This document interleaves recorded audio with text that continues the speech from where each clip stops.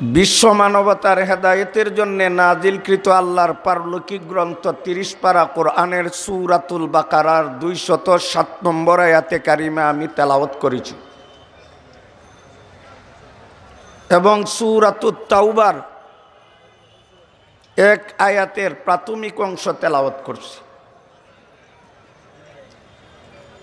তেলাওয়াতকৃত আয়াত দ্বয়ের ব্যাখ্যার সাথে গভীর সম্পর্ক রাখে রাসূলের রেখে যাওয়া গুরুত্বপূর্ণ দুই হাদিস আমি আপনাদের সামনে পাঠ করছি। সার এবং সুরের দিকে লক্ষ্য না করে, যেহেতু মুরব্বীরা আমাকে কথা বলার জন্য আদেশ করেছেন, ওই দিকে লক্ষ্য করে আপনারা যদি আন্তরিকভাবে কথাগুলো শোনার চেষ্টা করেন, আমি আপনাদের সামনে কিছু কথা আরজ করতে চাই। একজন মানুষকে যদি প্রশ্ন করা হয়, তোমার জীবনের নামাজ, রোজা, হজ, যাকাত, দান, খয়রাত, যুদ্ধ, জিহাদ, রিয়াজত, মুজাহাদা, এই সমস্ত কার্যক্রম কার জন্যে করো? নামাজ কেন পড়ো? রোজা কার জন্যে?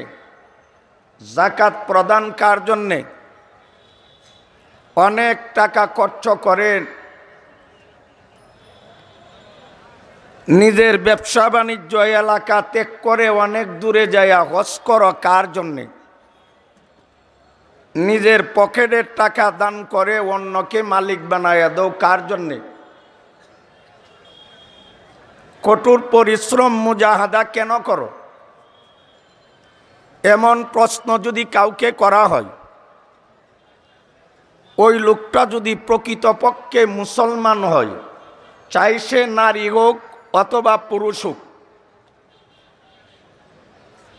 এমন জিজ্ঞাসিত ব্যক্তিটা যদি মুসলমান হয়, স্বতঃস্ফূর্তে জবাব দিবে, আমার জীবনের নামাজ, রোজা, হজ, যাকাত সব কিছু একমাত্র আল্লাহর জন্যে।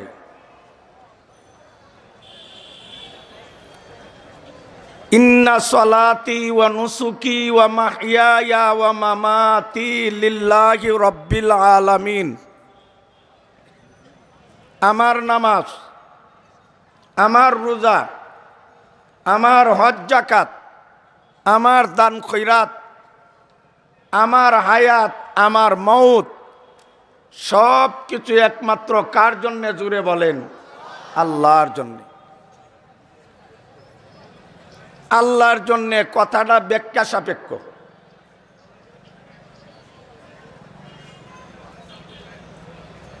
আল্লাহর জন্যের অর্থ কি? হুজুর যদি আমাকে একটা রুমাল দেন, আমার মুরব্বী আমাকে যদি আমার জন্যে যদি একটা রুমাল কিনেন, একটা শাল কিনেন, একটা বস্তু কিনেন,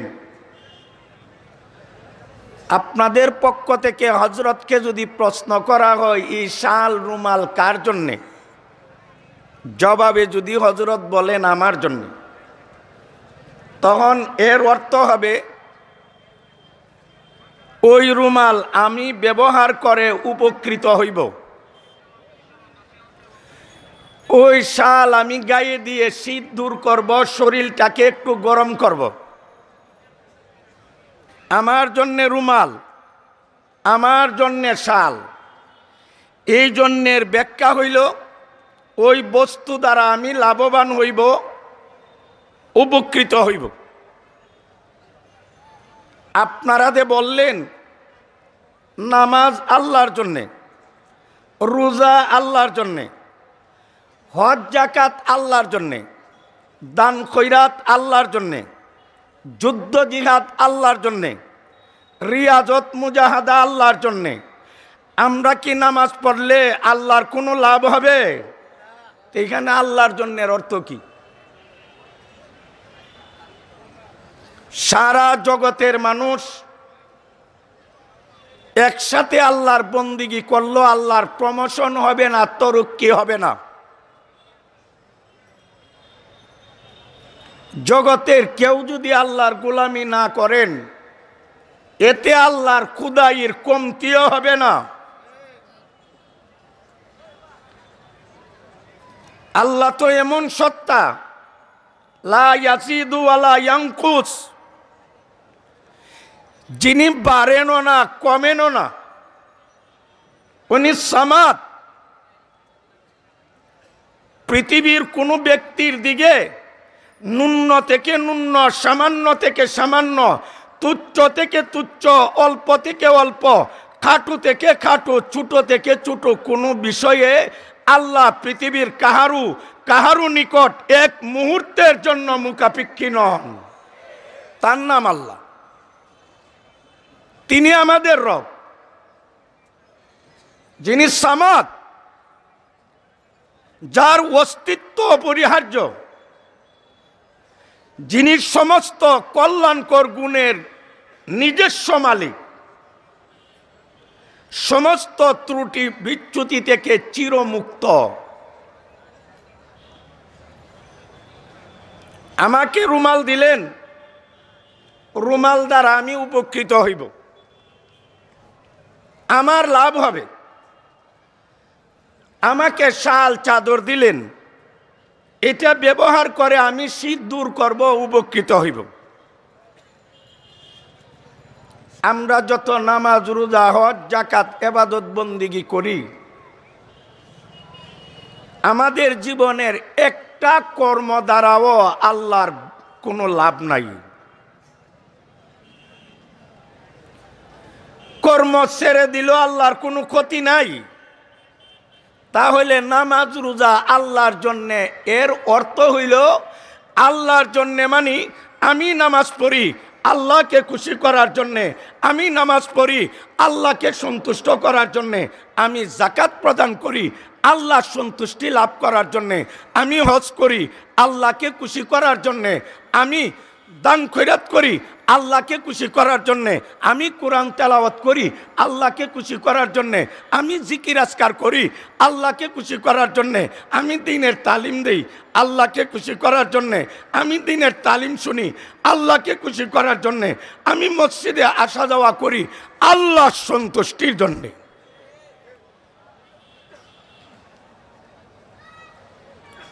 আমাদের নামাজ, রোজা, হজ, যাকাত, দান খয়রাত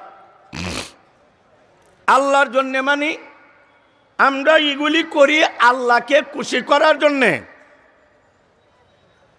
এই জন্যে আমি বলেছিলাম,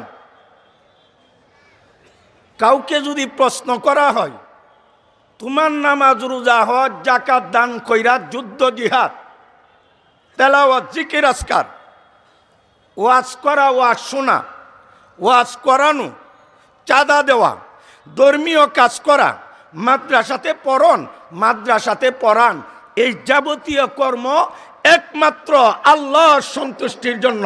ঠিক না বেঠিক? জোরে কোন। আল্লাহর খুশির জন্য।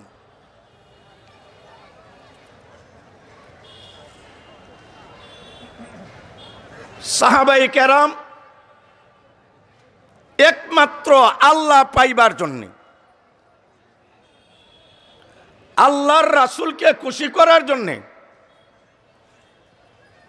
দেশান্তরিত হয়েছেন, নির্যাতিত হয়েছেন, নিষ্পেষিত হয়েছেন, মাজলুম হয়েছেন, হিজরত করেছেন, বুকের তাজা রক্ত বিলীন করেছেন, নিজের সম্পদ, নিজের টাকা পয়সা, অর্থ করি, বাগ বাগিচা, সম্পত্তি সবকিছু ওনারা ত্যাগ করেছেন।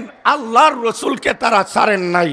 তাদের জীবনের সাধনার একমাত্র মেজদাক, একমাত্র টার্গেট, একমাত্র অভিষ্ট লক্ষ্য ছিল আল্লাহ পেয়ে যাওয়া। ঠিক না বেরিক? জোরে কোন। আল্লাহকে সন্তুষ্ট করা। আমি যে আয়াতে কারিমা তেলাওয়াত করেছি, এই আয়াত কোন সময় কাদের ব্যাপারে নাজিল হয়েছে? মুফাসসিরিনে কেরাম তাফসিরের কিতাবে শানে নুজুল তেলাওয়াতকৃত আয়াতে মুবারাকা নাজিল হওয়ার প্রেক্ষাপট, বিশেষ অবস্থা, ঘটনা শানে নুজুল তফসিরের কিতাবে উল্লেখ করেছেন। এই আয়াতের শানে নজুল বিভিন্ন ঘটনা হইতে পারে।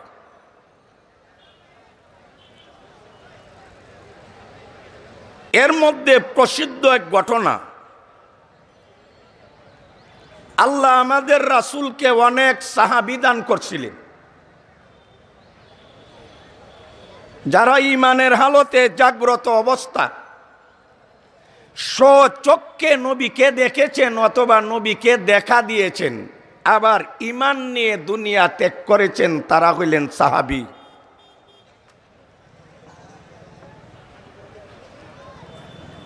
রাসূলের এক জলিলুল কদর সাহাবীর নাম ছিল সুহাইব ইবনে সেনান আর রুমি রাদিয়াল্লাহু আনহু। ওনার জীবনের একটা ঘটনা এই আয়াতের শানে নজুলের অধীনে উল্লেখ করা হয়েছে। রাসূল করিম সাল্লাল্লাহু আলাইহি ওয়াসাল্লাম মক্কাতে জন্ম নিলেন। দীর্ঘ 40টা বৎসর মক্কাতে তিনি লালিত পালিত হইলেন। উনার আখলাক, চরিত্র, উঠা বসা, কথাবার্তা, লেনদেন, চালচলন, বিশ্বস্ততা, আমানতদারি, এতিম গরিবের হক প্রতিষ্ঠার ক্ষেত্রে অগ্রণী ভূমিকা, মুরব্বীদের প্রতি অগাধ শ্রদ্ধা, ছোট্ট বাচ্চাদের প্রতি স্নেহ মমতা, এই সমস্ত কল্যাণকর গুণ দেখে মক্কার কাফির বেঈমান মুশরিকরা, যারা পরবর্তী সময়ে অনেকেই ইসলাম ধর্ম গ্রহণ করেন নাই, তারাও রাসূল করিম সাল্লাল্লাহু আলাইহি ওয়াসাল্লামের উত্তম আখলাকের স্বীকৃতি দিতে বাধ্য ছিল। রাসূলকে আল আমিন লকব দিয়েছিল, বিশ্বাসী সত্যবাদী লকব দিয়েছিল। কিন্তু 40 বছর পর জাবালে নূরের গারে হেরাতে জিব্রাইল আমিনকে পাঠানোর মাধ্যমে আল্লাহ তাআলা যখন রাসূলের মাথাতে নবুয়তের তাজ মুকুট পরাইয়া দিলেন, কোরআন নাজিল করলেন, মানুষকে জাহান্নামের বই দেখানোর জন্যে দাওয়াত ও তাবলীগের দায়িত্ব দিলেন।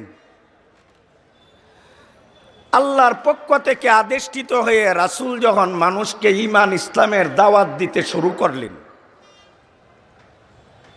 হে আরবের লোকেরা, তোমরা মূর্তি পূজা করতে পারবে না, গায়রুল্লাহ পূজা করতে পারবে না, গাছ মাছ পূজা করতে পারবা না, নক্ষত্র রাশির পূজা করতে পারবা না, চন্দ্র সূর্যের পূজা করতে পারবা না, পাথরের পূজা করতে পারবা না। তোমরা যদি দুনিয়ার শান্তি, আখিরাতে জাহান্নামের আগুন থেকে চিরমুক্তি লাভ করতে চাও, বলো লা ইলাহা ইল্লাল্লাহ। রাসূল যখন কলিমার দাওয়াত দিলেন, ইতিপূর্বে যারা রাসূলকে আল আমিন সত্যবাদী লকবে ভূষিত করেছিল, অনেকে রাসূলের শত্রুয়ে পরিণত হইল। শত্রুতামি চরিতার্থের লক্ষ্যে অনেক চক্রান্ত করল। রাসূলের চলার পথে কাঁটা বিছাইয়া দিত, রাসূলকে সমূলে ধ্বংস করার জন্যে সলা পরামর্শ করত, আর রাসূলকে মারার জন্যে দুর্বিসন্ধি আটাইত। অনেক কিছুর পরেও তারা মুহাম্মাদুর রাসূলুল্লাহকে তার মিশন বাস্তবায়ন থেকে চুল পরিমাণ সরাইতে পারে নাই। কারণ রাসূল দুনিয়াতে ব্যক্তিগত নিজস্ব ক্ষমতা বলে আসে নাই, আল্লাহ রাসূলকে পাঠিয়েছেন সারা দুনিয়াতে ইসলামকে সমস্ত আদিয়ানে বাতিল ধর্মের উপরে বিজয়ী করার জন্য। রাসূল তো রাসূল নয়, রাসূলকে আল্লাহ পাঠিয়েছেন। রাসূলের বিরোধিতা করে কেউ দুনিয়াতে টিকে থাকতে পারবে না।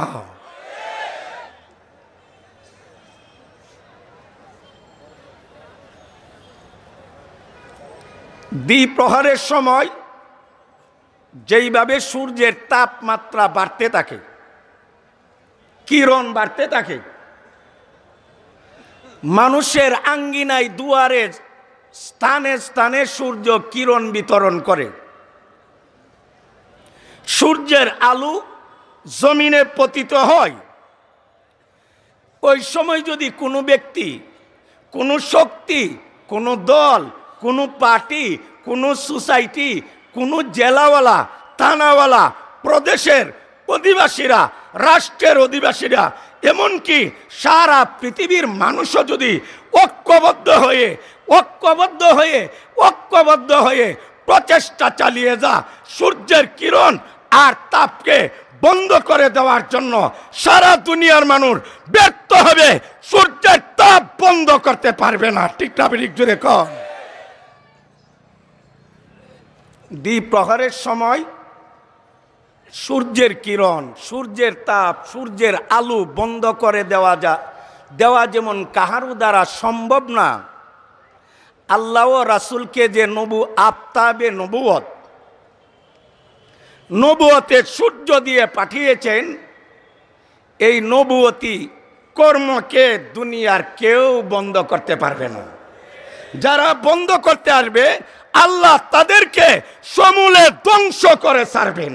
এইটাই ইতিহাস বারবার প্রমাণ করেছে। যাই হোক, আমি বলতেছিলাম রাসূল করিম সাল্লাল্লাহু আলাইহি সাল্লাম আল্লাহর পক্ষ থেকে আদিষ্টিত হয়ে মানুষকে জাহান্নামের ভয় দেখান, জান্নাতের রূপ দেখান। মানুষ যেন জাহান্নামে না যা, সবাই যেন জান্নাতি হয়ে যা, সবাই যেন ক্ষুধাবিরু হয়ে যা, সবাই যেন আল্লাহওয়ালা হয়ে যা, সবাই যেন কলিমা পাঠকারী হয়ে যা, সবাই যেন রাসূলের রিসালতের স্বীকৃতি প্রদানকারী হয়ে যা। এই দিকে যখন রাসূল দাওয়াত দিতে শুরু করলেন, বেঈমানরা অপর দিক দিয়া রাসূলের বিরুদ্ধে একের পর এক চক্রান্তের জাল বুনতে শুরু করলো। এই অবস্থাতে যারাই মুসলমান হইতেন জুলুম নির্যাতনের শিকার হইতেন। বেলালে হাবশি রাদিয়াল্লাহু তাআলা আনহু ইসলাম ধর্ম গ্রহণ করার কারণে জুলুম নির্যাতনের শিকার হয়েছিল। বেলাল মুসলমান হওয়ার পরে আরবের লোকেরা বলতো, ও বেলাল, তোমার বাড়ি তো আরবে নয়, তুমি হাবশার, তুমি আমাদের দেশে আসছো, মেহমানের মর্যাদা পাওয়ার যোগ্যতা রাখো, তুমি আমাদের মেহমান, আমরা হইলাম তোমার মেজবান। আমরা মেজবান হয়ে তোমার সাথে উত্তম ব্যবহার করা, এটা নীতি নৈতিকতার দাবি। কিন্তু বেলাল, তুমি নিজে সেই যোগ্যতা, নিজের পায়ে নিজে কুড়াল মেরে সেই যোগ্যতা হারিয়েছ। তুমি আব্দুল্লাহর ছেলে, মুহাম্মাদের প্রচারিত ধর্ম ইসলাম গ্রহণ করার কারণে আমাদের কাছ থেকে তুমি মেজবান সুলভ আচরণ পাইতে পারো না। ও বেলাল, সময় আছে, ভালো আছে, আমাদের কাছ থেকে যদি উত্তম আদর্শ পাইতে চাও, উত্তম ব্যবহার পাইতে চাও, এর একমাত্র ব্যবস্থা হইল তুমি মুহাম্মাদের প্রচারিত ধর্ম ইসলামকে বর্জন করো। জোরে কন নাউজুবিল্লাহ। ভাই জোরে কন নাউজুবিল্লাহ। বেলাল রাদিয়াল্লাহু তাআলা আনহু বলেন, আমার দ্বারা ইসলাম বর্জন করা, ইসলাম ত্যাগ করা কোনোটি সম্ভব না। পাষণ্ডরা, জালেমরা, অত্যাচারীরা এই নিরীহ বিন্দিসি বেলাল রাদিয়াল্লাহু তাআলা আনহুকে ডান হাতে রশি লাগাইল, বাম হাতে রশি লাগিয়ে, ডান পায়ে রশি লাগিয়ে, বাম পায়ে রশি লাগিয়ে বালুর উপরে শোয়াইয়ে, আরবের উত্তপ্ত গরম বালির উপরে শোয়াইয়া বুকের উপরে পাথর দ্বারা চাপা দিত আর বলতো, ও বেলাল, যদি জীবনের তরে বাঁচতে চাও একমাত্র ব্যবস্থা হইল ইসলাম ধর্ম ত্যাগ করো, ইসলাম বাদ দিয়ে দাও, মুহাম্মাদের বাণী বাদ দিয়ে দাও। তখনও আশেকে রসুল বেলাল রাদিয়াল্লাহু তাআলা আনহু সুস্পষ্টভাবে পরিষ্কার ভাষা বলতেন, আহাদ আহাদ আহাদ। ও জালিমরা, ও অত্যাচারীরা, ও মূর্তি পূজারীরা, ও ভাস্কর্য পূজারীরা, ওই পাথর পূজারীরা, ও গাছ পূজারীরা, ও মাছ পূজারীরা, ও গায়রুল্লাহ পূজারীরা, আমি আল্লাহ ছাড়তে পারি না, আমি এক আল্লাহ মানি। তোমাদেরকে আমি আহ্বান করব, তিত্ববাদীরা বাদ দিয়ে, গাছ মাছ বাদ দিয়ে, গায়রুল্লাহ পূজা বাদ দিয়ে যদি জান বাঁচাতে চাও, পরকালে জাহান্নামের লেলিহান অগ্নিকুণ্ড থেকে পরিত্রাণ লাভ করে চিরশান্তি স্থান বাসরঘর জান্নাতে যদি যেতে চাও, আমিও তোমাদেরকে দাওয়াত দিচ্ছি। আমি যেইভাবে বলছি, আহাদ আহাদ, আমি একক আল্লাহকে মানি, তোমরাও এক আল্লাহকে মানো। বেলালের উপরে যতই জুলুম নির্যাতন করা হয়, বেলালের মুখ দ্বারা শুধু ইসলামের কলিমাই উচ্চারিত হয়, কুফরি বাক্য উচ্চারিত হয় না। ঈমান গ্রহণের পর এক হাদিসে আছে, পরে বলতেছি, বেলাল রাদিয়াল্লাহু তাআলা আনহুকে যতই জুলুম নির্যাতন করা হইল, উনি কি ঈমান ছাড়ছেন? ভাই বলেন, ঈমান ছাড়ছেন? ঈমান ছাড়ে নাই। ঈমানের উপরে তিনি অটল দৃঢ় মজবুত ছিলেন। ঈমান আর ইসলামের উপরে অটল দৃঢ় মজবুত অবিচল অনড় থাকার কারণে বিলালের দাম এত বৃদ্ধি পেয়েছে। বিলালকে মুয়াজ্জিন বানানোর পরে বেঈমানরা মস্কারা করে বলতো, মুহাম্মদ দে মাথা খারাপ, মুহাম্মদ দে পাগল। দলিলে প্রমাণে টিকলো। এতদিন আমরা এমনই তাকে পাগল বলতাম, এখন মুহাম্মদ দে পাগল, প্রমাণ পাওয়া গেল, দলিল ডকুমেন্ট পাওয়া গেল। দলিল কি? যে মুহাম্মদ মুয়াজ্জিন বানানোর জন্যে এই দেশে আর কোনো মানুষ পাইছে না। কাউয়াডাকে মুয়াজ্জিন বানাইছে, কাককে মুয়াজ্জিন বানাইছে, কাককে মুয়াজ্জিন বানাইছে। রাসূলের সাহাবী, রাসূলের সাহাবী, রাসূলের সাহাবী বেলালকে কাক বলে গালি দিছে। আল্লাহ বেলালের প্রশংসাসূচক আয়াত আরশে আজিম থেকে, লৌহে মাহফুজ থেকে জিবরাইলের মাধ্যমে মুহাম্মাদুর রাসূলুল্লাহর উপরে নাজিল করেছেন। আল্লাহ বলেন, আমি রঙের মাধ্যমে বিচার করি না, আমি শরীরের উচ্চতা দেখি না, আমি বডি দেখি না। ইন্নাল্লাহা লা ইয়ানজুরু ইলা সুওয়ারিকুম ওয়া আমওয়ালিকুম ওয়ালাকি ইয়ানজুরু ইলা কুলুবিকুম ওয়া আমালিকুম। আল্লাহ মানুষের বাহ্যিক অবস্থা দেখেন না, আল্লাহ মানুষের দ্বন্দ্বলর টাকা পয়সা দেখেন না, আল্লাহ মানুষের শরীরের রং আর কালার দেখেন না, আল্লাহ বংশ দেখেন না, আল্লাহ কান্দান দেখেন না। ইন্না আক্রামাকুম ইনদাল্লাহি আত্তাকুম। আল্লাহ মূলনীতি নির্ধারণ করে দিয়েছেন। আমি আল্লাহর কাছে বংশের গৌরব দেখাইয়া কেউ নাজাত আর মুক্তি পাইবে না। আমি আল্লাহর কাছে শরীরের উচ্চতা দেখাইয়া কেউ নাজাত আর মুক্তি পাইবে না। আমি আল্লাহর কাছে আত্মীয়তার দোহাই দিয়ে কেউ মুক্তি লাভ করতে পারবে না। আমি আল্লাহর কাছে সবচেয়ে দামি এবং কিমতি ওই মানুষটা যার ভিতরে তাকওয়ার পরহেজগারি বিদ্যমান। ঠিক না বেঠিক জোরে কম? যার ভিতরে তাকওয়া আছে, তার গায়ের রং কালো হইলে আমি আল্লাহর কাছে সে সবচেয়ে ভালো। আর যদি তোমার গায়ের রং খুবই ফর্সা হয়, খুবই সুন্দর হয়, সুঠাম দেখের অধিকারী হও, লাবণ্যময় চেহারার অধিকারী হও, দুনিয়ার আভিজাত্য পরিবারের সন্তান হও, তোমার ভিতরে যদি ঈমান না থাকে, তোমার ভিতরে যদি তাকওয়া না থাকে, তোমার ভিতরে যদি খাশিয়াতুল্লাহ না থাকে, তুমি নবীর সন্তান হইয়াও আমি আল্লাহর কাছে দামি হইতে পারবে না। আল্লাহর কাছে মর্যাদাবান হয় সে তাকওয়া পরহেজগারি অবলম্বন করেছে।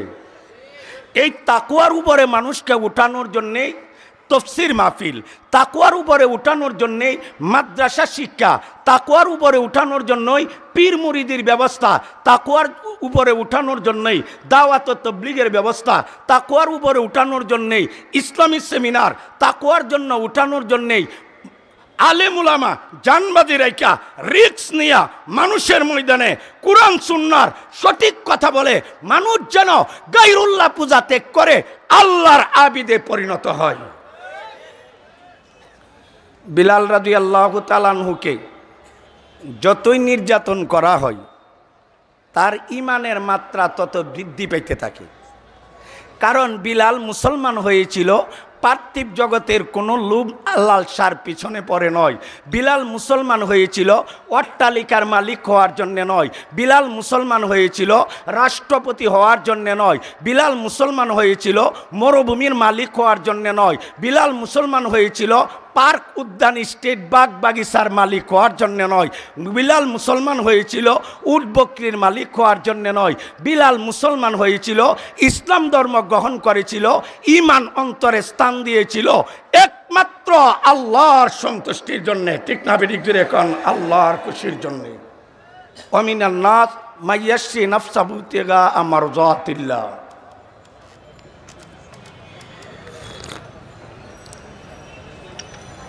এইভাবে যারাই ইসলামের প্রথম যুগে ইসলাম ধর্ম গ্রহণ করতেন তাদের উপরে চলত জুলুম নির্যাতনের স্টিম রুলারের চাপ।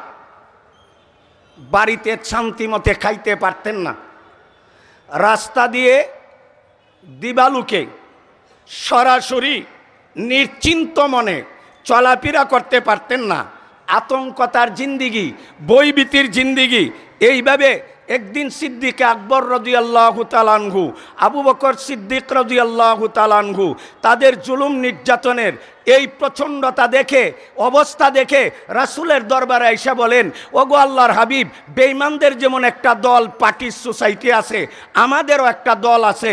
অত আমাদের দলের সদস্য সংখ্যা কম হইতে পারে, কিন্তু জুলুম নির্যাতন আর সহ্য হচ্ছে না। আপনার কাছে অনুমতি চাই, যদি আপনি অনুমতি দেন, বেঈমানদের, পত্তলিকদের, মূর্তি পূজারীদের দাঁত পাঙ্গা জবাব দেওয়ার ব্যবস্থা করা হবে। রাসূল বলে, ও আবু বকর, ও আবু বকর, ইসবির, তুমি ধৈর্য ধরো, তুমি ধৈর্য ধরো। আল্লাহর পক্ষ থেকে নির্দেশ আসবে, কোন সময় কি করতে হবে আল্লাহই রুট ম্যাপ দিবেন, আল্লাহ হুকুম দিবেন, তুমি ধৈর্য ধরো। এইভাবে রাসূল করিম সাল্লাল্লাহু আলাইহি ওয়াসাল্লাম ধৈর্য ধরে, ধৈর্য অবলম্বন করে মক্কাতে আত্মগোপনের মাধ্যমে মানুষকে দাওয়াত দিতেছেন, মানুষকে দাওয়াত দিতেছেন, আর জুলুম নির্যাতন সহ্য করতেছেন। প্রায় 13 বছর দাওয়াত দেওয়ার পর, নবুয়ত প্রাপ্তির পরবর্তী 13 বছর দাওয়াত দেওয়ার পর আল্লাহর পক্ষ থেকে আদিষ্ঠিত এবং মামুর হয়ে রাসূল করিম সাল্লাল্লাহু আলাইহি ওয়াসাল্লাম জন্মস্থান মক্কা নগরী ছেড়ে মদিনা পানে হিজরত করলেন। সাহাবাদেরকে হিজরত করার আদেশ দিলেন। রাসূল যেমন আত্মগোপনের মাধ্যমে হিজরত করলেন, সাহাবারাও ইমান ইসলাম রক্ষা করার জন্যে, ইমান আর ইসলাম রক্ষা করার জন্যে, হেফাজতে ইমান, হেফাজতে ইসলামের স্বার্থে তারাও জন্মস্থান মক্কা নগরী, বাড়িঘর, বাগবাগিচা, ক্ষেত খামার, টাকা পয়সা, অর্থকড়ি, উঠান বাড়ি, বিবি বাচ্চা, আত্মীয় স্বজন সব ত্যাগ করে একমাত্র আল্লাহর রাসূলের সন্তুষ্টির জন্য তারাও মক্কা ছেড়ে মদিনাতে হিজরত করলেন।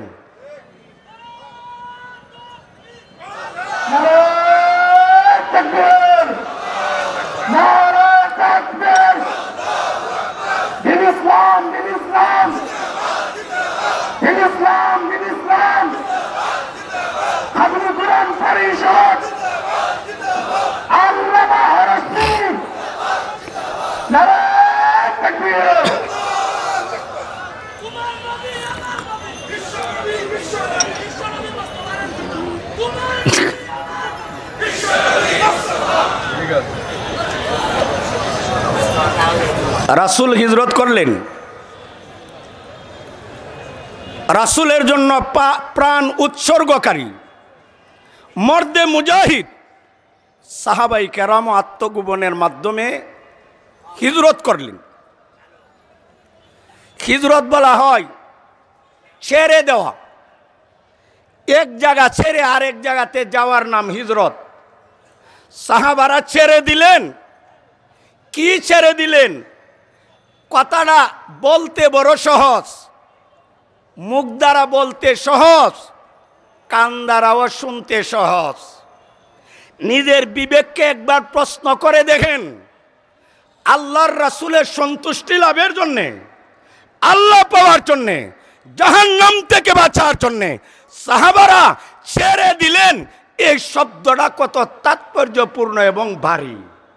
ছেড়ে দিলেন মানে মা ছেড়ে দিলেন, বাবা ছেড়ে দিলেন, ভাই ছেড়ে দিলেন, বন্ধু ছেড়ে দিলেন, শ্বশুর ছেড়ে দিলেন, বিবি ছেড়ে দিলেন, বাচ্চা ছেড়ে দিলেন, বাগান ছেড়ে দিলেন, উট ছেড়ে দিলেন, বকরি ছেড়ে দিলেন, পার্ক ছেড়ে দিলেন, জন্মস্থান ছাড়লেন একমাত্র আল্লাহ পাইবার জন্য। কারে পাইবার জন্য? জুড়ে কোন ভাই? কার সন্তুষ্টির জন্য? ছেড়ে দেওয়া কথাটার দিয়ে কত বড় লুড, কত ভারী কথা। কত কিছু তাদের ত্যাগ করতে হয়েছে, ছেড়ে দিতে হয়েছে। উদ্দেশ্য আল্লাহ। রাসূল মক্কা ছাড়লেন, সাহাবারাও রাসূলের নির্দেশ মোতাবিক জন্মস্থান মক্কা ছাড়লেন, মদিনা চইলা গেলেন। অনেকেই মদিনা চইলা গেলেন, অনেকেই মদিনা চইলা গেলেন। যার ঘটনা, যার জীবনের ঘটনা তেলাওয়াতকৃত আয়াতের শানে নুজুল, তার কথাটা আমি বলতে চাই।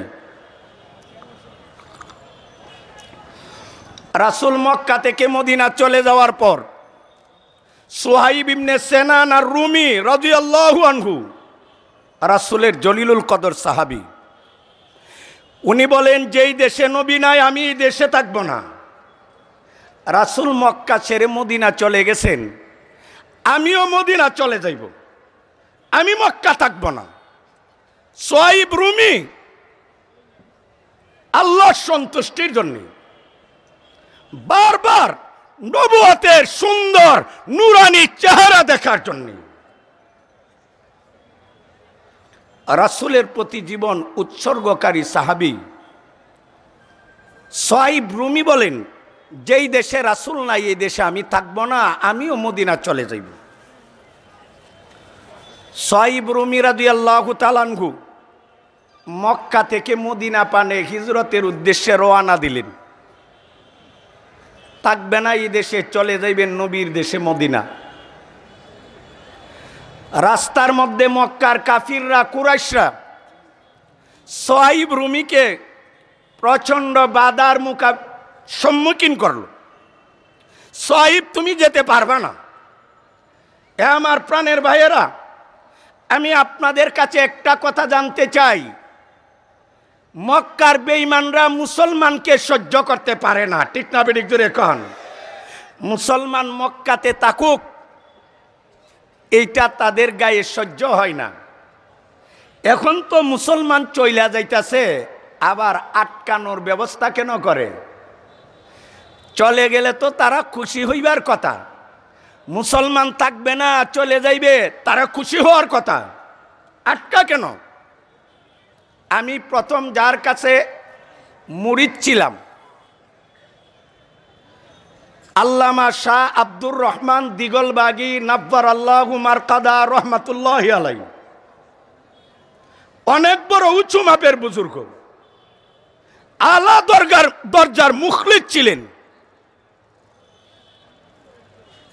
উত্তম আখলাকার আদর্শের অধিকারী ছিলেন। হুজুর আমাকে একদিন বলতেছেন, আপনি জালিম চিনুননি? জালিম? হুজুরে আমারে বলুন, আপনি জালিম চিনুননি? তা আমাদের অভ্যাস হইল বড়রা কোনো কিছু বললে নিজেদের টুকটাক কিছু জানা থাকলেও বড়দের কাছ থেকে আবার পুনরায় সুন্দরভাবে শোনার জন্য আমরা বলি, হযরত আপনি বললে ভালো হয়। হুজুরে বললেন আপনি জালিম চিনুননি? আমি বললাম হুজুর জালিম কারে? হুজুরে জবাব দিলেন, জালিম বলা হয় যে আপনারে টাকার জন্য দে না, গেলে গাও এটা মানে না। কথা বুঝেন না ভাই? যে থাকতেও দে না, যাইতেও দে না, তার নাম জালিম। যেমন ফেরাউন একটা মার্কা মারা আন্তর্জাতিক ইন্টারন্যাশনাল জালিম। মুসা নবী মিশরে থাকুক এইটাও বেঈমানে চা না। ফেরাউন ছোট বেঈমান না বড় বেঈমান? এই পর্যন্ত যত বেঈমানে আল্লাহর সাথে বেঈমানি করছে এটা কেতের আইল লইয়া মারামারি। আর ফেরাউনে বলে আনা রাব্বুকুমুল আলা, সে আল্লাহর সাথে কেতের আইল আল্লাহ নিয়া লাগছে না, মাইসকে তো খুঁড়া দিছে। আনা রাব্বুকুমুল আলা, আল্লাহ বলেন আনা রাব্বুকুমুল আলার দাবি মজাটা বুঝবে লোহিত সাগরের সুবাইয়া ডুবাইয়া মারলে, ঠিক না বেঠিক জোরে কন?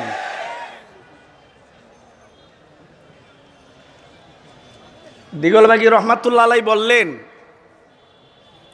জালেম বলা হয় যে থাকতেও দে না, যাইতেও দে না। যেমন ফেরাউন জালিম। ভাই আপনারা যারা দাঁড়াই রয়েছেন ওই দিক দিয়ে জায়গা আছে, আল্লাহর রাস্তে বসেন। ও ভাই দক্ষিণ দিক দিয়ে যারা দাঁড়ানো আছেন, দাঁড়ানো হয়ে বোঝা যায় আপনারা ওয়াজ শুনতে ইচ্ছুক। তো ওয়াজ যখন শুনবেনই বসার ব্যবস্থা করা হয়েছে, বৈশা বৈশা শুনেন। বসলে এটার মধ্যে একটা ইস্তেকামত পাওয়া যায়, দৃঢ়তা পাওয়া যায়। কথাগুলো অন্তরে যাইয়া বদ্ধমূল হইবে, কথাগুলো ক্রিয়াশীল হবে, কথার মধ্যে লাস্টিং ক্ষমতা বাড়বে, কথার স্থায়িত্ব রক্ষা হবে। আর দাঁড়াইয়া রইছেন, আপনার অবস্থা যেমন দাঁড়ানো, শুনোডানো দাঁড়ানো, আর এটা দৌড়াদৌড়ি থাকবে।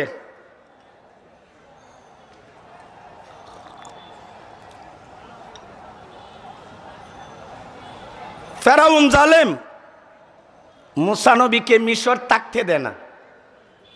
মুসা আলাইহিস সালাম তার দল নিয়ে মিশর থেকে অন্যত্রে চলে যান। তখন কি ফেরাউন নাক ডাইকা লেপ গাউদা ঘুমাইছিল? কথা কন না, মুসা নবীরে ধরতে গেছিল।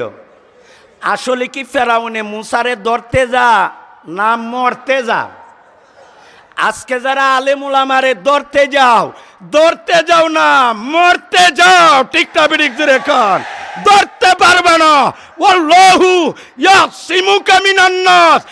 তাবলীগের কাজ যারা করে, দ্বীনের কাজ যারা করে, তাদেরকে আল্লাহ হেফাজত করবে। ঠিক না বিড়িক জোরে কন, তাদের মর্যাদা আল্লাহ রক্ষা করবে।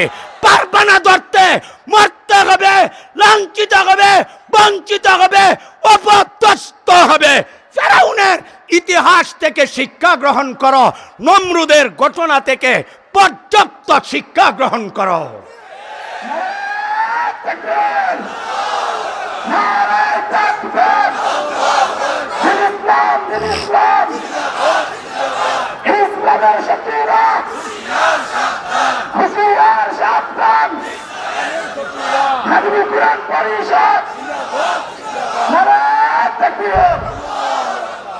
ফেরাউন ধরতে পারে নাই, নাক সুবা খাইয়া বেঈমানি অবস্থা মারা গেছে।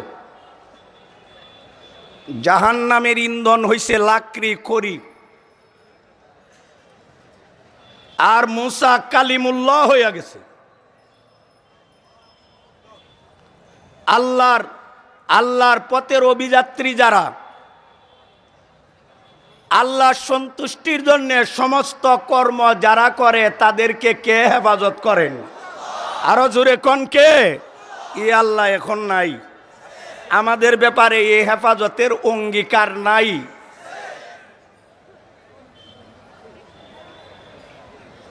সুহাইব রুমি মক্কা থেকে মদিনা পানে রওনা দিলেন। কুরাইশরা, কাফির বেঈমানরা পাথর পূজায় যাদের আত্মতৃপ্তি লাভ হয়, আছে বুখারী শরীফের কিতাবুল মাগাজিদ। এক সাহাবী মুসলমান হওয়ার পরে রাসূলকে বলতেছে, হুজুর আমি মুসলমান হইবার আগে কত বড় বুকা আর বেবাড় আসলাম, কত বড় বেয়াকুব আর আহমক আসলাম। আমার ইসলামের পূর্বের কারগুজারি শুনেন। নাবুদুস সনম, নাবুদুল হাজার। রাসূল আমরা পাথরের পূজা করতাম। একটা পাথরের পূজা করতে করতে পরবর্তীতে যখন আরেকটা সুন্দর বড় পাথর দেখতাম, আগের মাবুদরে 14 তালাক দিয়া নতুন ডারে আবার গ্রহণ করতাম। তারা মাবুদ পরিবর্তন করতে পারে, মাবুদ পরিবর্তন করে। আর আমাদের মাবুদ আমাদের জিন্দেগির পরিবর্তন করে। ঠিক না বিঠিক জুড়ে পাথরের পূজা করত। এমন স্থানে যদি যাইতাম যেখানে পাথর নাই, তখন বালি দুলার আসি টাল দিয়ে, দুসুয়া টাল দিয়ে ওই টাল আর স্তূপের উপর বকরিরে দাঁড় করাইয়া দুধ খিরাইয়া দুধ দ্বারা বালিগুলোকে কাদা পেক খামিরা বানাইয়া এইটাকে পাথর মনে কইরা না তুফু আমরা তোয়াব করতাম। এই যে বেঈমানরা পাথরের পূজা করত, মূর্তির পূজা করত, এইগুলি আলেম উলামা যেমন জানে, নাস্তিক মুরতাদ বেঈমানরাও জানে। এই জন্য বেঈমানরা চা আবার আল্লাহর জগতে মূর্তি পূজা আবিষ্কার করতে, চালু করতে। ঠিক না বিঠিক জোরে কম। সুহাইব রুমি বলেন, আমি রওনা দিলাম, রাস্তার বেঈমানরা আমার আটকাইল। সুহাইব যেতে পারবা না। সুহাইব বলেন, আমাকে রাসূলের দরবারে যেতে দাও। কয় না সুহাইব তুমি যেতে পারবে না। সুহাইব বলে, যেই দেশ নবী নাই আমি নাই, রসুল মদিনা, আমি চলে যাব মদিনা। আমি নবীর বিয়োগ ব্যথা সহ্য করতে পারি না। আমি রাসূল চাই, আমি আল্লাহ চাই। আমি তোমাদেরকে চাই না, অট্টালিকা চাই না, বেঙ্গলে চাই না, দুনিয়ার কিছু চাই না, আল্লাহর সন্তুষ্টি চাই। আমিনান নাস মাইয়াশি নাফসাহু তিগা মারদাতিল্লাহ, আল্লাহর সন্তুষ্টি চাই। সুহাইব রুমি যত নরম ভাষা কথা বলে, বেঈমানরা কর্মসূচি তত কঠিন করে। এক পর্যায়ে সোহাইব রুমি বলেন, তোমাদের বাড়িও আরবের মক্কা, আমার বাড়িও এই এলাকা, তোমরা কোন ধরনের মানুষ, কোন জাতের, কোন প্রকৃতির মানুষ আমার ভালো করে জানা আছে। আমি যে কেমন মানুষ তাও তোমরা জানো। আমি তীর নিক্ষেপে পারঙ্গম, আমি তীর নিক্ষেপে পারঙ্গম, আমি তীর নিক্ষেপে দক্ষ, পূর্ণ দক্ষ। আমি আগে অনুরোধের কণ্ঠে বলতেছি, আমার রাস্তা ক্লিয়ার করে দাও। নবী নাই, আমি নাই, আমি নবীর কাছে যেতে চাই, আমার রাস্তা পরিষ্কার করো, অন্যথায় আমি তীর নিক্ষেপে পারঙ্গম, তীর নিক্ষেপে দক্ষ। আমার তুনিরের মধ্যে একটা তীর থাকতে কোনো বেঈমানের বাচ্চা বেঈমান আমাকে কাবু করতে পারবে না। যখন তীর নিক্ষেপ করতে করতে তুনির মুক্ত হবে, আমার তুনির তীর রাখার জায়গা, তীর মুক্ত হবে, তখন আমি তরবারি চালাইব। জানো, আমি যেই দিকে লক্ষ্য করে তীর নিক্ষেপ করি, আমার তীর লক্ষ্য ভ্রষ্ট হয় না, একটাও যেতে পারবে না। তীরের পালা শেষ, তরবারি দ্বারা তোমাদেরকে সাইজ করা হবে। অনুরোধ করতেছি, ফিতনার আগুন জ্বালাইও না, আমাকে বাধা দিও না, যেতে দাও রাসূলের দরবারে। তীর শেষ হলে তরবারি যদি শেষ হয়ে যা, তাহলে অত তোমরা কিছুটা করতে পারো অথবা নাও পারতে পারো। আমি ফিতনা চাই না, সৌন্দর্যতা চাই, শান্তি চাই, নিরাপত্তা চাই, কুকুরের মুখে হাড্ডি দিতে চাই। কুত্তা গেউ করে, আপনি বিয়ে বাড়ির সামিয়ানা প্যান্ডেলের নিচে গরুর গোস্ত, খাসির গোস্ত দিয়ে খাবার খাইতেছেন, কুত্তা কিন্তু গেউ করে। এক দুইটা গোস্তের টুকরার হাড্ডি কুকুরের মুখে দিয়ে দিলে গেউ বন্ধ হয়ে যায়। ঠিক না বেঠিক দূরে কন? সোহাইব রুমি বলেন, দরবার না বাড়াই এখানে ইতি টানা উচিত, আমারে বাধা দেওয়ার দরকার নেই, আমাকে আমার গন্তব্যে অভিষ্ট লক্ষ্যে যেতে দাও। এর বিনিময়ে মক্কাতে আমার যত সম্পদ আছে সবগুলি তোমরা দখল করে নিয়ে যাও। দেখেন, ঈমান আর ইসলামের জন্য, আল্লাহর সন্তুষ্টির জন্য সোহাইব রুমি এখন কি দিতেছে বলেন? আমরা তো 5 টাকা নিয়ে ঝগড়া করে মার্ডার হয়, ঠিক না বেঠিক জুড়ে কন? ক্ষেতের আইল নিয়ে দরবার বারে 5-6টা মার্ডার হয়। আমরার ভিতরে, আমরার কলবের মধ্যে দুনিয়া এমন ঢুকছে, দুনিয়ার ব্যাপারে সার নাই। আর নবী নিয়া তামসা করলে ওই খবরটাও আমার বিশ্বাস হয় না, ঠিক না বেঠিক জুড়ে কন? সোহাইব রুমি বলেন, আমাকে নবীর কাছে যেতে দাও, ইমানের উপরে থাকতে দাও, প্রয়োজনে আমার সম্পদ তোমরা ভাগাভাগি কইরা দখল করে নিয়ে যাও। যখন কুকুরের মুখে হাড্ডি দেওয়া হইল, এই তুচ্ছ দুনিয়ার লোভী কুকুররা তুচ্ছ জিনিস পাইয়া শান্ত হইয়া গেল। লা তাকুনু মিন আবনাইদ দুনিয়া ওয়া কুনু মিন আবনাইল আখিরা।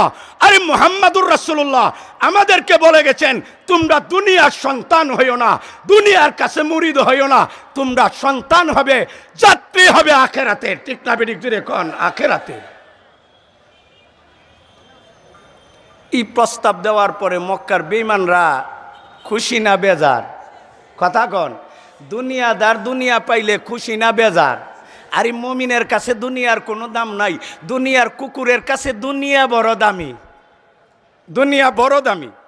এই জন্য তারা দুনিয়া রক্ষা করতে যাইয়া নবীর বিরোধিতা করে, দুনিয়া রক্ষা করতে যাইয়া হক্কানি আলেমের বিরোধিতা করে, দুনিয়ার তুচ্ছ স্বার্থ রক্ষা করতে যাইয়া মাদ্রাসার বিরোধিতা করে, নবীর বিবি নিয়ে ব্যঙ্গ করে, নবীর সিফত নিয়ে ব্যঙ্গ করে, নবীর উপরে নাজিলকৃত 30 পারা কোরআন নিয়ে তামসা করে। ঠিক না বেঠিক জুড়ে কন? তারা দুনিয়ার কুকুর।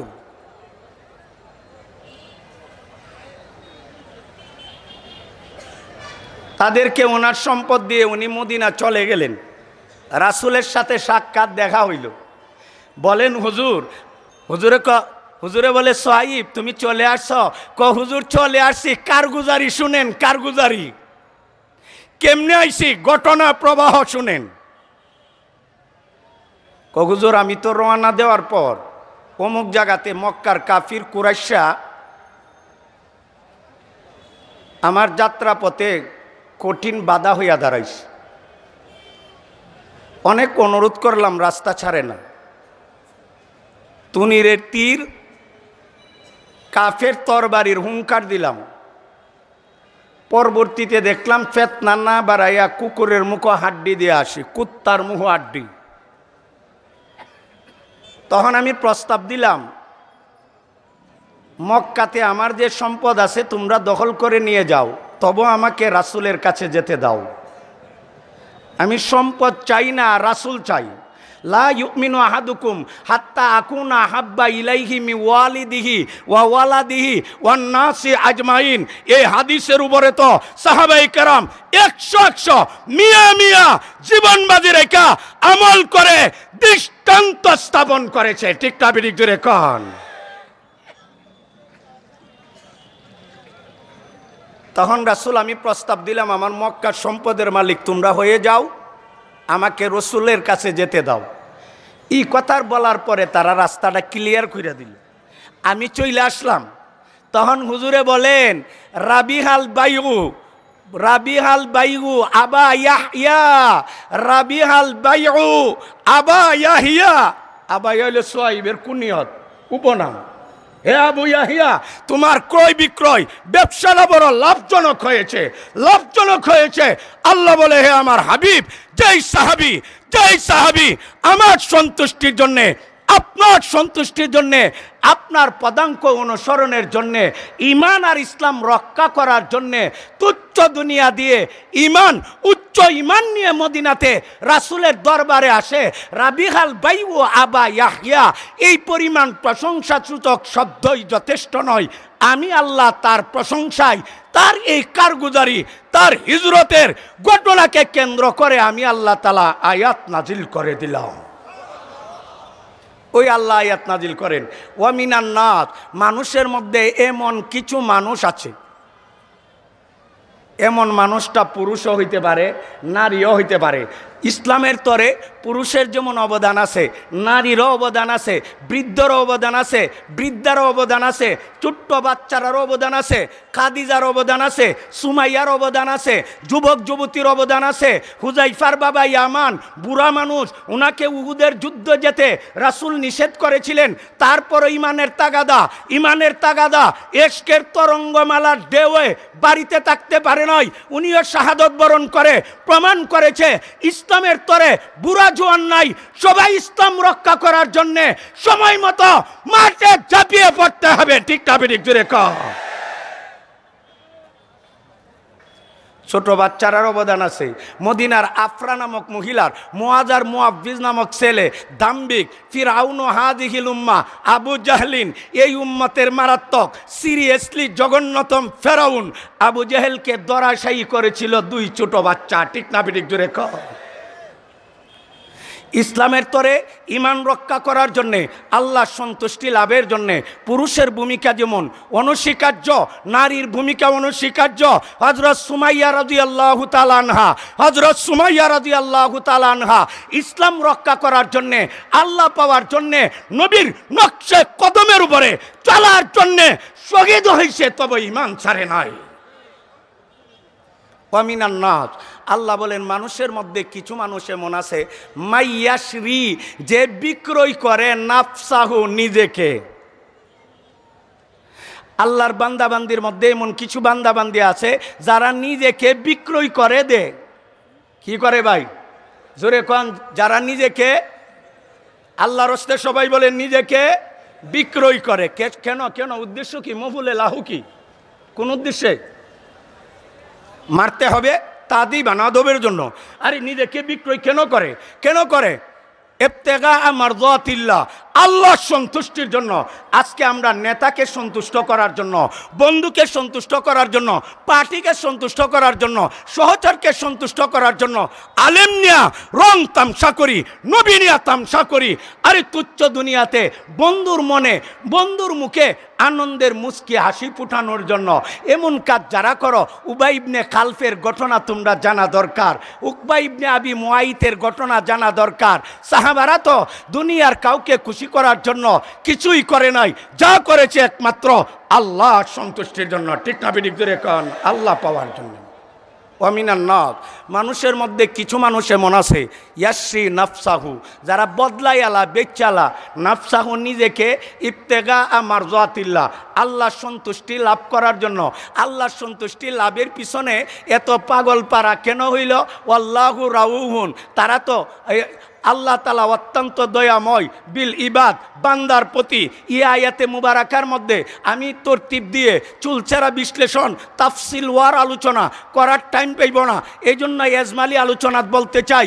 সুফিয়ায়ে কেরাম আল্লাহর পথের অভিযাত্রীদের জন্যে, সালিকদের জন্যে, আরিফদের জন্যে, সাইয়ের ইলাল্লাহদের জন্যে, সাইয়ের ফিল্লাদের জন্যে, আল্লাহর পথের অভিযাত্রী যারা, তাদের জন্যে চারটা স্তর বর্ণনা করেছেন, চারটা মাকাম বর্ণনা করেছেন।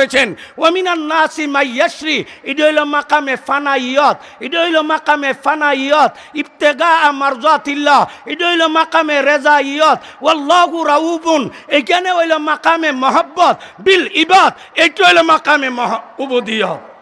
কটা হইল মাকামে ফানাইয়ত। সাহাবারা আল্লাহর জন্য ফানা ছিলেন, রাসূলের জন্য ফানা ছিলেন, ইসলাম রক্ষার জন্য ফানা ছিলেন, উদ্দেশ্য আল্লাহকে পাওয়া। এই অবস্থা তাদের মধ্যে কেন সৃষ্টি হয়েছিল? হুব্বুল্লাহ, হুব্বুর রাসূল, হুব্বুল্লাহ, হুব্বুর রাসূল, আল্লাহর রাসূলের মহব্বতের কারণে। ঠিক না বেঠিক জোরে কন। আনাস ইবনে মালিক থেকে বর্ণিত রাদিয়াল্লাহু তাআলা আনহু, উনি বলেন কালা রাসূলুল্লাহ সাল্লাল্লাহু আলাইহি ওয়াসাল্লাম সালাসুম মান কুন্না ফিহি ওয়াজাদা বিহিন্না হালাওয়াতাল ঈমান। আই সালাসু কিসালিন, চারটা স্বভাব, চারটা গুণ, চারটা বৈশিষ্ট্য, চারটা সিফত যার মধ্যে থাকবে সে ঈমানের মজা লাভ করতে পারবে। হালাওয়াতাল ঈমান আই ইস্তিলালাত তাআত, ইবাদতের মজা পাইবে।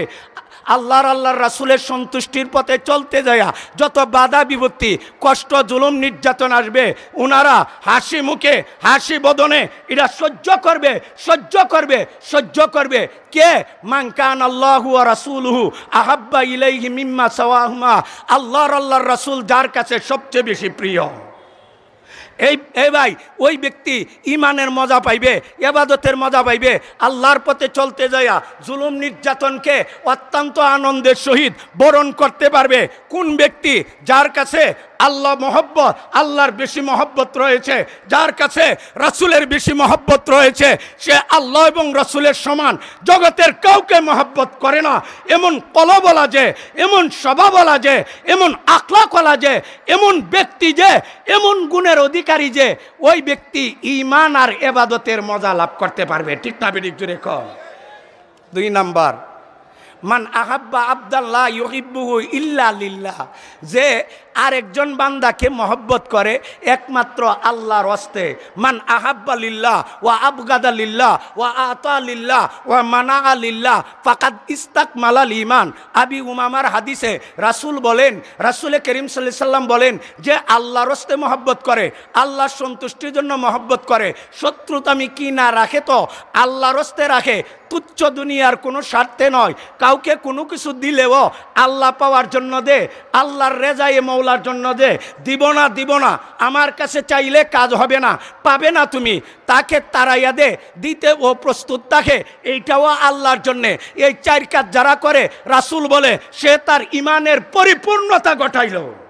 এ ভাই, আমরা একে অপরকে আল্লাহর রাস্তে মহব্বত করতে কারা কারা রাজি আছি? হাত দেখাই। আমরা মহব্বত করলো আল্লাহর রাস্তে, দুশ্মনী রাখলেও আল্লাহর রাস্তে, কোনো কিছু দিব তো আল্লাহ পাওয়ার জন্যে, দিব না তো আল্লাহ সন্তুষ্টির জন্যে। ঠিক না বেঠিক জোরে কন। মান আহাব্বা আবদান লা ইউহিব্বুহু ইল্লা লিল্লাহ, আল্লাহ পাওয়ার জন্যে, আল্লাহ সন্তুষ্টির জন্যে, মারজাতুল্লাহর জন্যে, রেজায়ে মাওলার জন্যে একে অপরকে মহব্বত করে।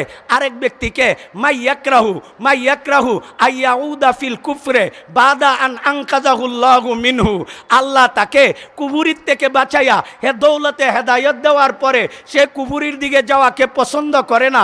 কামা ইয়াকরাহু আইয়ুলকা ফিন্নার, জাহান্নামে নিপতিত হওয়ার, পতিত হওয়াকে যেইভাবে অপছন্দ করে কুফরিকে গ্রহণ করাকে একটা বেশি অপছন্দ করে।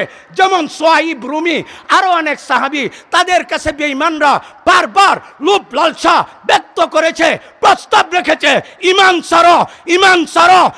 ছাড়ো। আরে তারা তো হইল মাইয়াকরাহু আইয়াউদা ফিল কুফরে বাদা আন আনকাজাহুল্লাহু মিনহু, আল্লাহ তাকে কুফর শিরিক পূজা থেকে বাঁচানোর পর, হেদায়ত দেওয়ার পর কুফরির দিকে তারা প্রত্যাবর্তন করতে চায় না। ঠিক না বেঠিক? ধরে এখন সোহাইব রুমি পরিষ্কার জানাইয়া দিল, সোহাইব রুমি এবং এই জাতীয় আরও যত সাহাবাই কেরাম আছেন তাদেরকে কেন্দ্র করে এই আয়াতে কারিমা নাজিল হয়েছে। আল্লামা হাফেজ ইমাদুদ্দিন ইবনে কাসির রহমাতুল্লাহি আলাইহি উনি বলেছেন, আরেকটা রেওয়ায়ত, কারার একটা যুদ্ধ ছিল, কবিলায়ে কারা, কবিলায়ে আদাল বুখারীতে আছে। আদাল একটা গোত্র, কারা হইল একটা গোত্র। এই দুই গোত্রের মানুষ একবার রাসূলের কাছে এক প্রস্তাব নিয়ে আসছিল, যোগো আল্লাহর হাবিব, আমাদের এলাকাতে কিছু মুসলমান আছে কিন্তু শিক্ষা দীক্ষা তালিমে ইসলাম, তালিমুল কোরআনের অভাবে তারা ইসলাম ধর্ম সুন্দরভাবে পালন করতে পারে না। এই মুসলমানগুলোকে দ্বীনি মাসলা মাসাইল শিক্ষা দেওয়ার জন্যে আপনি কিছু সাহাবী পাঠান। রাসূল তো গায়েব জানেন না, রাসূল তো হাজির নাজির না, দুর্বিসন্ধি নবী জানে না, বিশ্বাসঘাতকতা নবী জানে না, প্রতারণা রসুল জানে না, দুঃখাবাজদের দুঃখা নবী জানে না। সরল পয়গাম্বর, দ্বীনের কান্ডারি, উম্মতের প্রতি দরদি মুহাম্মাদুর রাসূলুল্লাহ কবিলায়ে আদাল, কবিলায়ে কারা তাদের প্রস্তাব শুনে 10 জন সাহাবীকে তাদের তালিমের জন্য পাঠাইলেন। তাদের নেতা ছিল আসিম ইবনে সাবিত রাদিয়াল্লাহু তাআলা আনহু, খুবাইব ছিল, আব্দুল্লাহ ইবনে যায়েদ ইবনে দাসিনা ছিল, আব্দুল্লাহ ইবনে তারেক ছিল। এইভাবে 10 জন সাহাবী পাঠাইলেন তালিমের জন্য। সাহাবারা দ্বীনের তালিমের উদ্দেশ্যে তাদের এলাকাতে রওনা দিল। বিশ্বাসঘাতকতা করে, বিশ্বাসের গড় চুরি করে, বাটপারি টাউটারি করে, প্রতারণা করে এই দুষ্টর দলে প্রায় 200 তীরান্দাজ ব্যক্তি চতুর্দিকে তাদেরকে গ্রাহ্য করে বৃষ্টির মতো তীর নিক্ষেপ করতে লাগলো। তখন তারা জীবন বাঁচানোর জন্যে, আত্মরক্ষা করার জন্যে উঁচা টিলাতে আশ্রয় নিলেন। ফাত হাদিসে আসছে উঁচা টিলা, উঁচা জায়গাতে উঠলেন, উঁচা জায়গাতে। তখন বেঈমানের দলে বলে, হে আসিম, তুমি তোমার সাথীদেরকে নিয়ে নিচে নেমে আসো, আমরা তোমাদেরকে মারব না। মক্কাবাসীর কাছে নিয়ে পৌঁছাইয়া দিয়া কিছু টাকা উপার্জন করতে চাই, কিছু উৎখোঁজ লইতে চাই, কিছু টাকা আমার পুরস্কার লাভ করতে চাই, আমরা নিজে মারব না। আসিম ইবনে সাবিত রাদিয়াল্লাহু তাআলা আনহু বলেন, ও বেঈমানের দল, তোমাদের কথার প্রতি আমার কোনো আত্মবিশ্বাস নাই, আমি আস্থা রাখতে পারি না।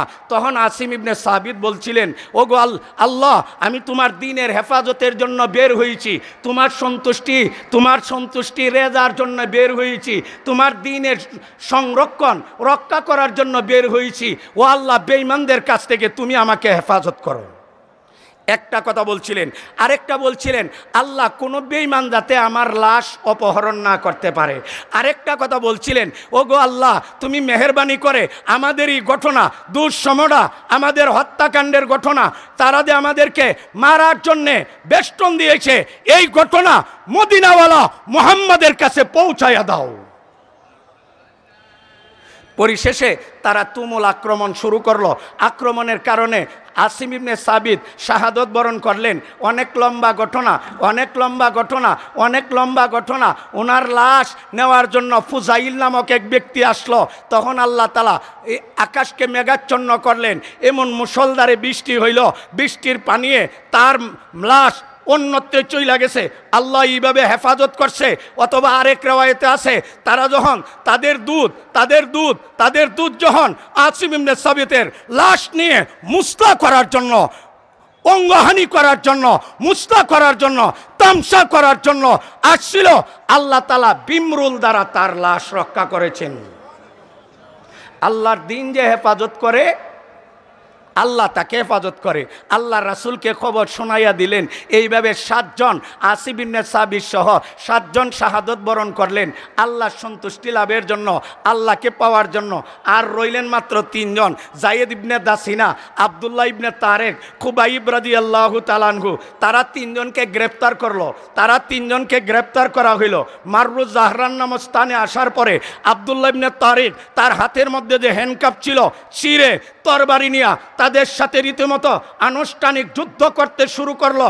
তারা অতর্কিত এমন আক্রমণ আব্দুল্লাহ ইবনে তারেকের উপরে করলো, উনি টিকে থাকতে পারলেন না, উনিও শাহাদতের মর্যাদা লাভ করলেন। এরপরে যায়েদ ইবনে দাসিনা, খুবাইব তাদেরকে মক্কার বাজারে নিয়ে বিক্রয় করলেন। যায়েদ ইবনে দাসিনাকে কিনলো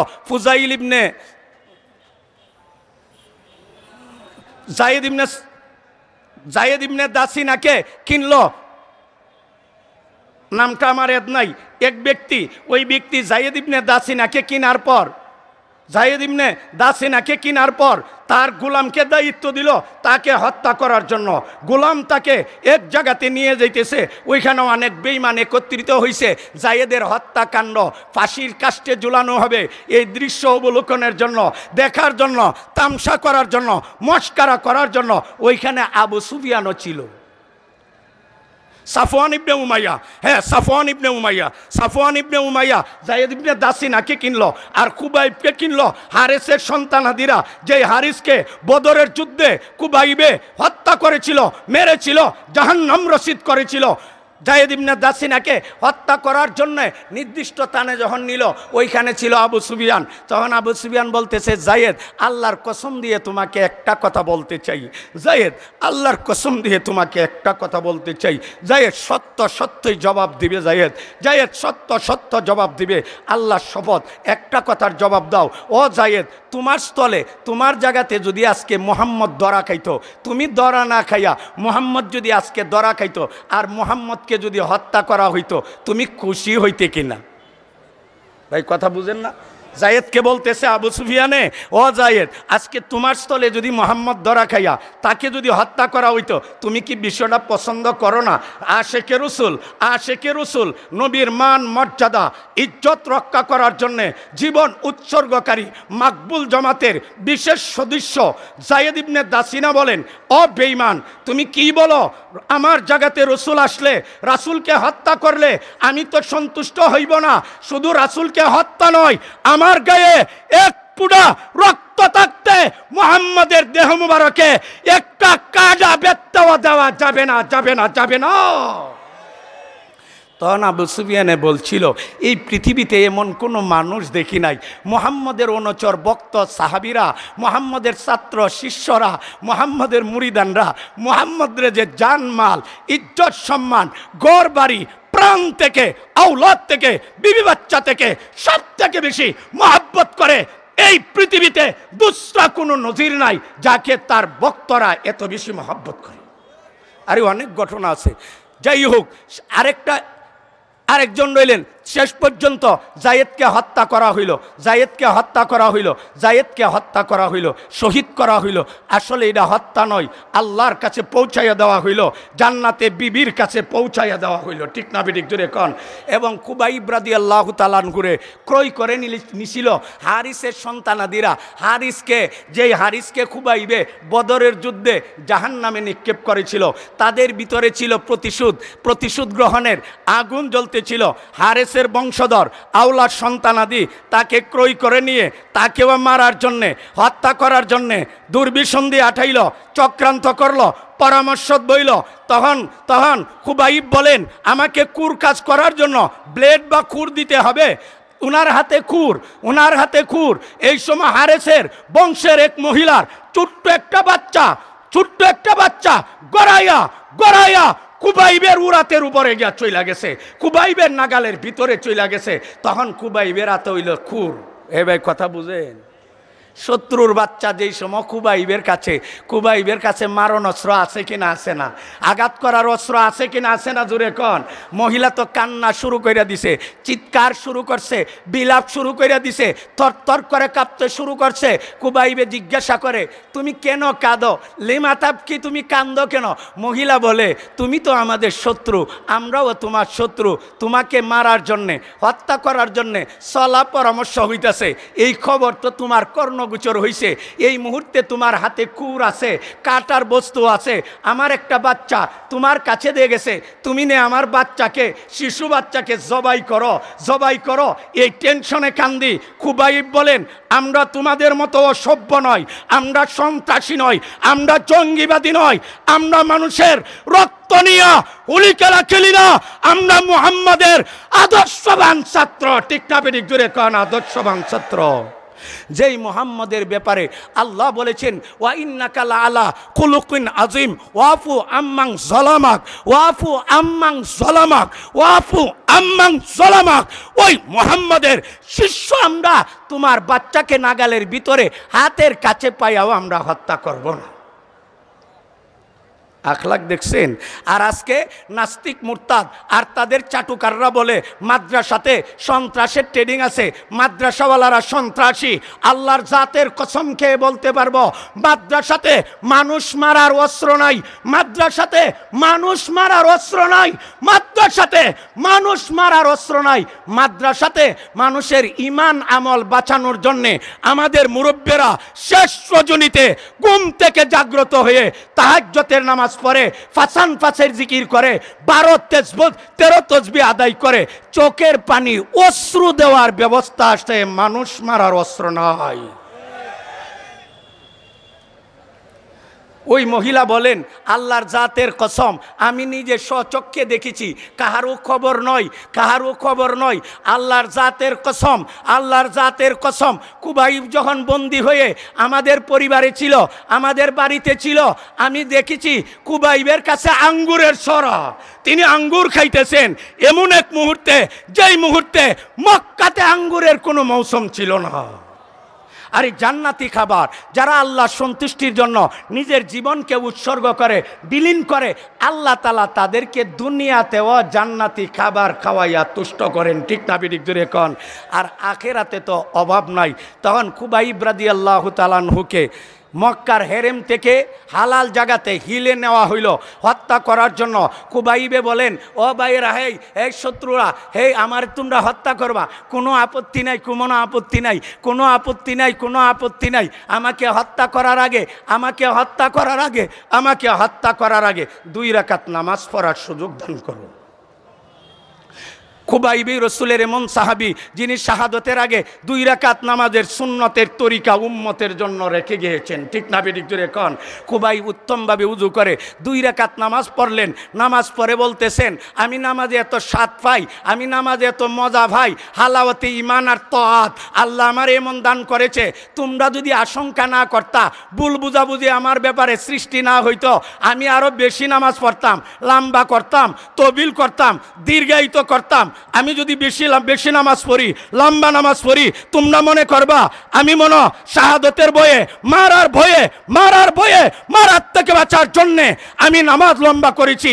যদি এটা না হইতো লাজিত্তু আমি আরো বাড়াইয়া নামাজ পড়তাম।